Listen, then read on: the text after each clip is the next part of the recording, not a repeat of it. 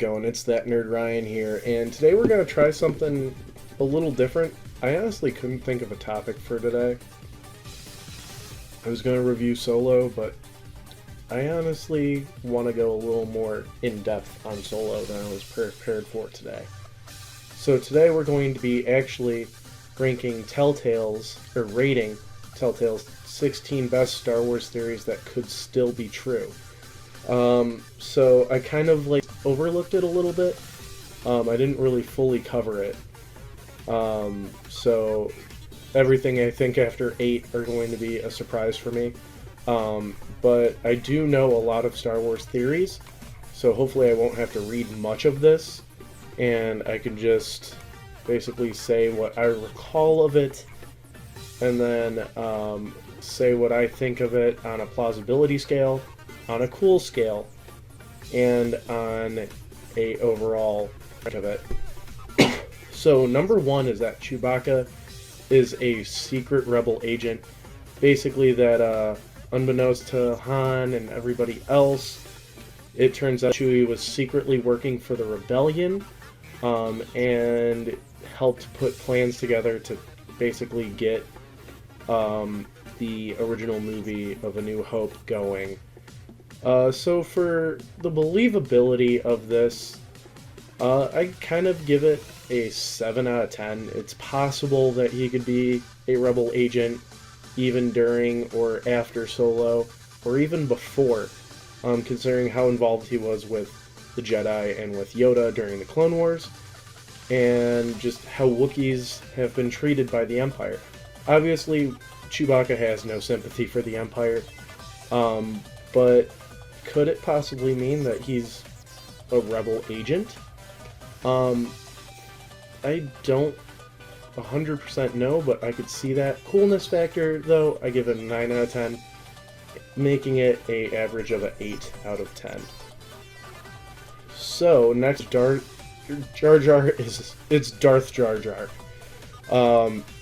I feel like this was started as a joke. Basically, it's that the original plan for Jar Jar was going to be revealed that he was supposed to be a Sith Lord, maybe even Darth Plagueis. And that's why he was like a joke character in the beginning, because you'd never expect a like comedic character to end up being the villain. Plausibility, I give it honestly a 5 out of 10.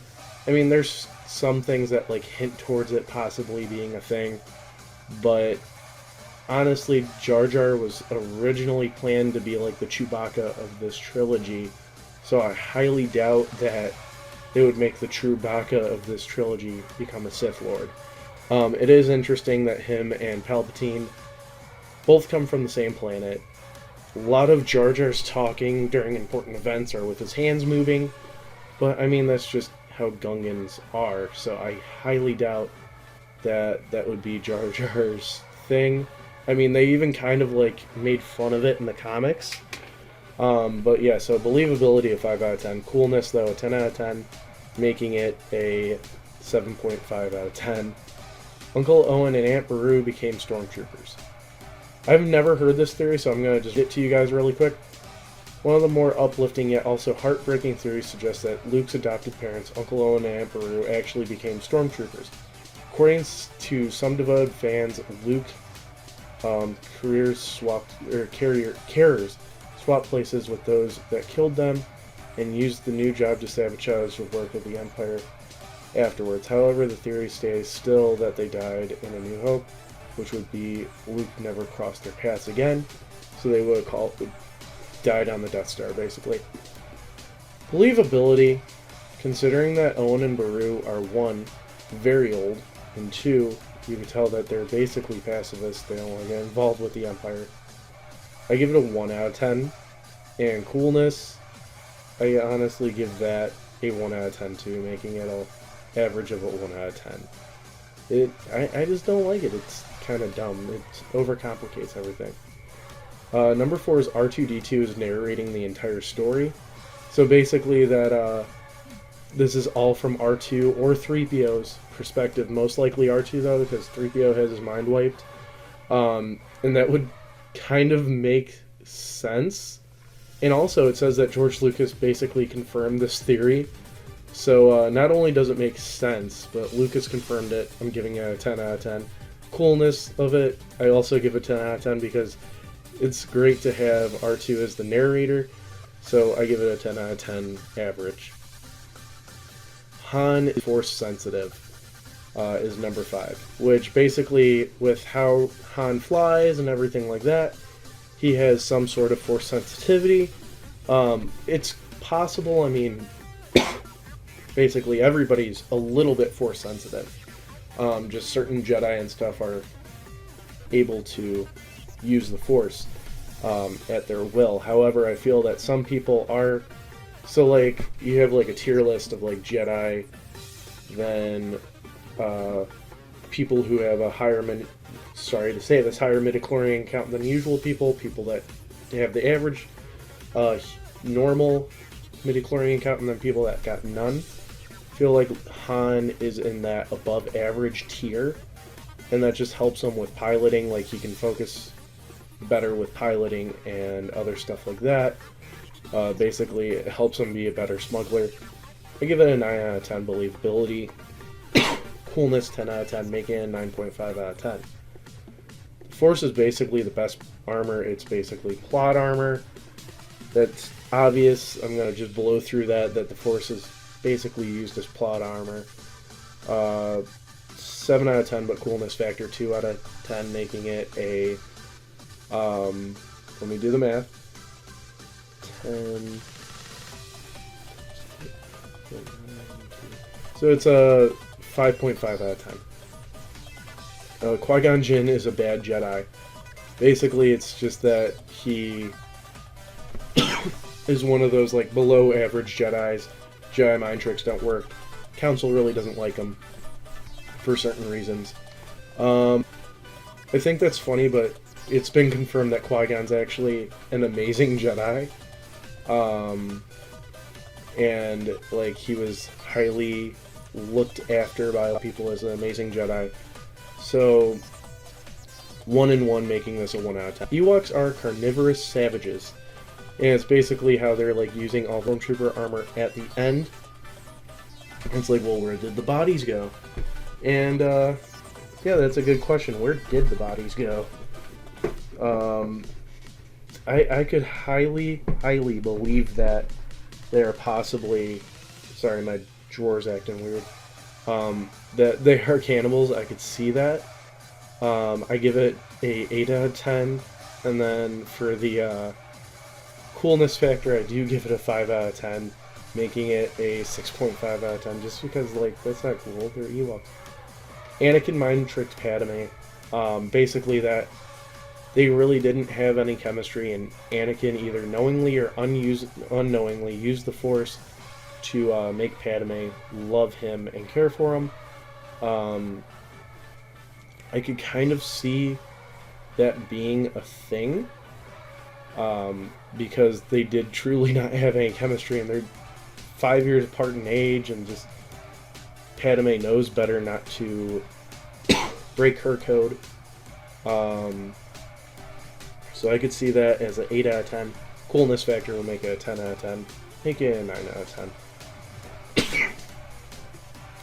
And then number 10 is that Qui-Gon's a Sith Lord. Basically everything that I said earlier, except that, like, his master became a Sith Lord, and him insisting on training Anakin was a little suspicious. 1 out of 10, 2 out of 10, make it 1.5 out of 10, just because Qui-Gon honestly was probably the most truest Jedi, in my opinion. Jedi aren't doing their job. Basically this is true. It's been confirmed that the Jedi kind of fell off their path. 10 out of 10, 10 out of 10, 10 out of 10. I'm skipping this theory because it's been confirmed. So same with Chewie, that R2 is a secret rebel agent. That is also true. We see that in Rebels, so I'm skipping that. Yoda can slow down time. I'm not familiar with this one. But it's basically saying that because Luke spent 2 weeks on Dagobah, that Yoda was able to slow down time to make Luke's training more. One, if you read the comics and if you really watch the movie, you could tell Luke rushed through his training and he wasn't ready. So it was 2 weeks, or a month, or whatever. And the Force works differently. The Force takes the time difference, not Yoda. Sorry, still getting over a cold. 2 out of 10. Although if that was true, it would be a 10 out of 10. Making it a 6 out of 10. Darth Vader let Luke win. Yeah, I could see it. There got a picture of Empire Strikes Back here where Luke lost, but in Return of the Jedi, I don't think Vader truly let Luke win. I think Vader was just too conflicted, and Luke was just ready to kill Vader. He was conflicted too, but he was conflicted more towards the dark, while Vader was conflicted more towards the light. Thus, they're in their unknown areas, and when a Jedi dabbles with the dark, they become stronger, while a Sith dabbles with the light, they become weaker, because it's just, they're not accommodated to that area. So, again, 1 out of 10, but 3 out of 10, making it 2 out of 10. And finally, Finn is Force sensitive. I'm skipping this because it was confirmed at the end of Rise of Skywalker that Finn's Force sensitive. And also in the LEGO specials. But yeah, so I hope you guys enjoyed the video. Be sure to leave a like, comment which theory is your, and make sure you subscribe.